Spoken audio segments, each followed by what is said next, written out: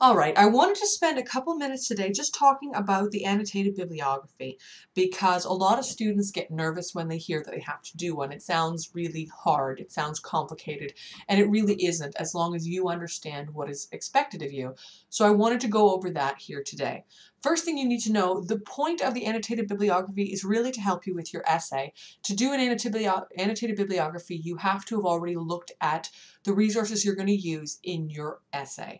And this is your opportunity to write down the main arguments in your resources and present them to me, and I will look at them before your essay is due, and I will say to you, this looks fantastic, great resource, very well done. It's also a great chance for you to practice having the reference already written correctly, and I will edit that and I will hand it back to you and say, wonderful, amazing job. So this is a good opportunity for you. It's due a week before the essay is due, so February 3rd. And I'm just going to go over the instructions really quickly here. Basic factual instructions you need to know, about 150 words. So similar to the APA assignment that you just finished, it's going to be an opportunity for you to read your two strongest sources and then to, in about 150 words or 5 to 7 sentences, just tell me what is the argument that is being made in this article. That's all you have to do. And also what you need to do is provide citations. So if you're going to quote, and you can quote, absolutely, in an annotated bibliography, you can offer quotations, you can offer paraphrase, you can offer both of those. And you know from your APA assignment, both of those require citations. So just be sure that you're actually giving citations when you are explaining where the ideas are coming from. A couple things about the resources you're going to use. Your resources should be no more than 10 years old. That's partly because we've come a long way in understanding things like alcoholism and drug addiction, which are two of the topics we're going to be offering in the essay topics.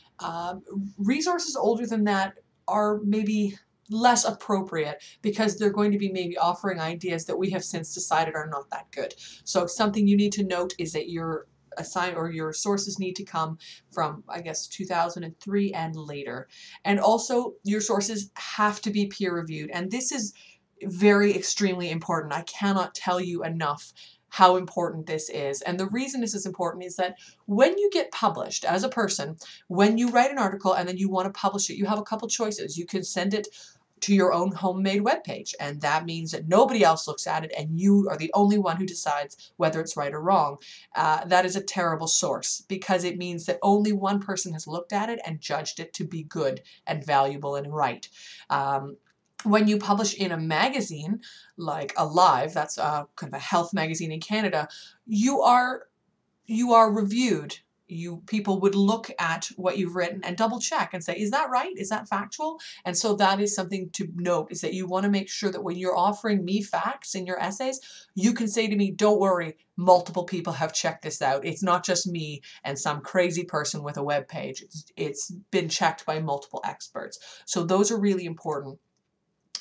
When you do your annotated bibliography, first thing you want to do, honestly, and actually I'll roll to the bottom because we give an example. This is all you're doing. This is all you're doing here. So you need to give your reference, and you can see here this reference is from a journal, and it goes through all the format that you need. So author's last name, first initial, year of publication, title of the article, title of the journal, volume of the journal, page references for the size of the actual article, and then a web page or DOI here is missing because there isn't one, but in yours there will be.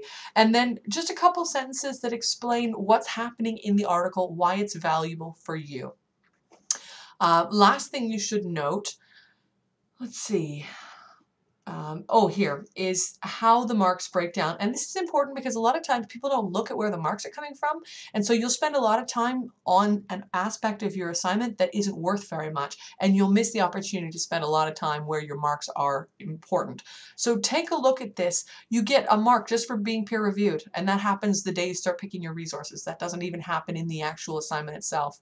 If you can find the thesis statement of the article that you show me, then you get 2 marks for that as well. Very simple. If you can pick up on the main argument, that's easy. I mean, that's easy to do.